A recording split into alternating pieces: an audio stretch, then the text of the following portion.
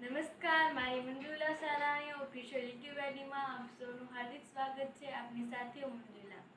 ગુજરાતમાં અનેક એવી ઘટનાઓ ઘટતી હોય છે, દુર્ઘટનાઓ ઘટતી હોય છે, તેમાં અનેક સમાચારો આપણી સમક્ષ આવતા હોય છે. ત્યારે એક સમાચાર આપણી સમક્ષ આવ્યા હતા કે અમદાવાદના નર્મદા ડેમ પર બે કપલ હતા. તેઓ મોડી રાત્રે દોઢ બે વાગ્યા સુધી તેઓ ત્યાં હતા ને ત્યાં એક વ્યક્તિ આવ્યો અને ત્યાં પછી તે વ્યક્તિએ આ બે કપલ પર હુમલો કર્યો. તેમાં કપલ બર્થડે સેલિબ્રેટ કરતા હતા. તેમાં પુરુષની હત્યા કરી દેવામાં આવી અને છોકરા છોકરી હતા તેમાં છોકરીની બેભાન અવસ્થામાં મળી હતી. ત્યારે તેના અંગે પોલીસે કાર્યવાહી હાથ ધરી હતી. આ કાર્યવાહી દરમિયાન પોલીસે સારું કાર્ય કર્યું છે અને તેમાં પોલીસે તે જે આરોપી હતો તેને પકડી પણ પાડ્યો છે. અને તે આરોપી કોણ હતો? તો એ હતો આરોપી રમેશ પરમાર. અને આવા વ્યક્તિઓ જ્યારે બધે જ સમાજમાં અથવા તો પરિવારમાં હોય છે તો તે અવ્યવસ્થા ઊભી કરતા હોય છે. અને આપણને ખબર જ છે કે પરિવારમાં આ વ્યવસ્થા ઊભી કરે છે તેવી જ રીતે સમાજમાં પણ તેની વિપરીત અસર પડે છે. અને એવો જ એક ચહેરો છે રમેશ પરમારનો અને તેઓએ આ કાંડ કર્યું. તેના વિશે એવું જાણવું છે કે શા કારણે તેઓ આવું કર્યું અને તે પરિવારમાં પણ આવા જ કાર્યો કરતા હતા. પરિવારમાં પણ એ અવ્યવસ્થા આવી જ રીતે ઊભી કરતા હતા. તે હંમેશાની માટે એક વ્યક્તિ હોય અથવા તો બે કપલ હોય તેને વધારે ટાર્ગેટ કરતા હતા.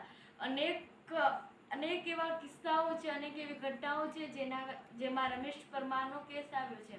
અને આજે એક એવો જ કેસ આવ્યો. મોડી રાત્રે બે કપલ ફરતા હતા. ત્યાં બંને કપલ પોતાનો બર્થડે સેલિબ્રેટ કરતા હતા. એટલે તેમાં પુરુષ કપલનો બર્થડે હતો. અમદાવાદ એક સુરક્ષિત શહેર છે એટલે બધાને લાગે છે કે તેઓ એટલે કોઈની બીક વિના જે કપલ ત્યાં ફરતા હતા.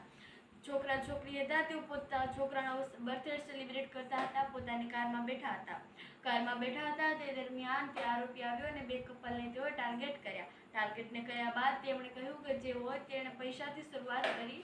એટલે જે કપલ્સ હતા તેમને પોતા પાસે જેટલા પૈસા હતા તેટલા આપી દીધા, મોબાઈલ આપી દીધો, જે પણ કંઈ બધું હતું, ગાડીની ચાવી પણ આપી દીધી.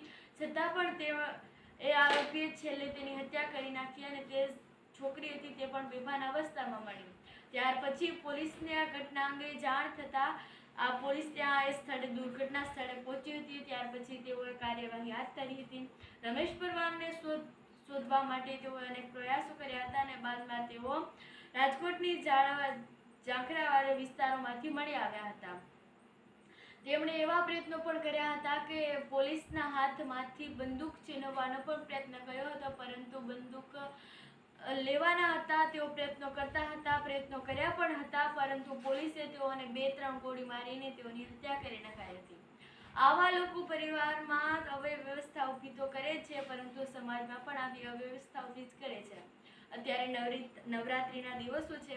બધા લોકો અમદાવાદ એક સુરક્ષિત શહેર છે. ત્યાં બધા જ લોકો ગરબે રમતા હોય છે. ઘણી એવી બધી જગ્યાઓ હોય છે કે જ્યાં બધે જ ગરબાઓ થતા જ હોય છે.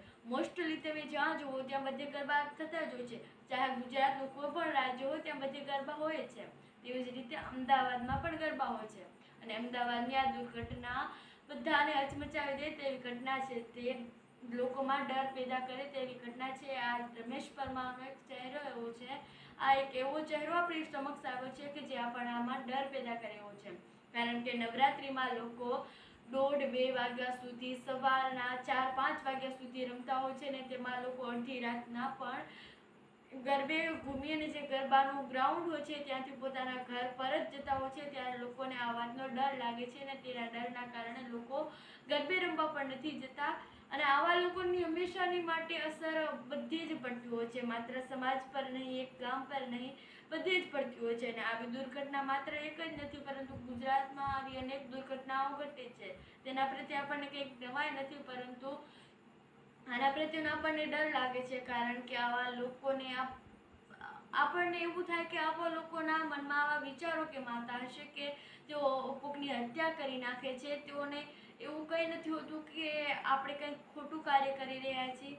એટલે આવા કાર્યો થતા અને પોલીસો રોકે છે અને રોકવા પણ જોઈએ. અને તેની પોલીસ સારું કાર્ય કરતા પણ હોય છે. અને આવી દુર્ઘટનાઓ પોલીસ ખૂબ સારી રીતે કાર્ય કરે છે. તેમાં પોલીસ કોઈ એવું નથી કરતા, તેમાં કોઈ નો ડાઉટ નથી. કારણ કે પોલીસ આમાં દર વખતે ખપે તે ચાહે કોઈ આવી હત્યાની ઘટના હોય તેમાં પોલીસ હંમેશાની માટે પોતાના કાર્યમાં સક્ષમ હોય છે અને સક્સેસફુલ પણ થાય છે.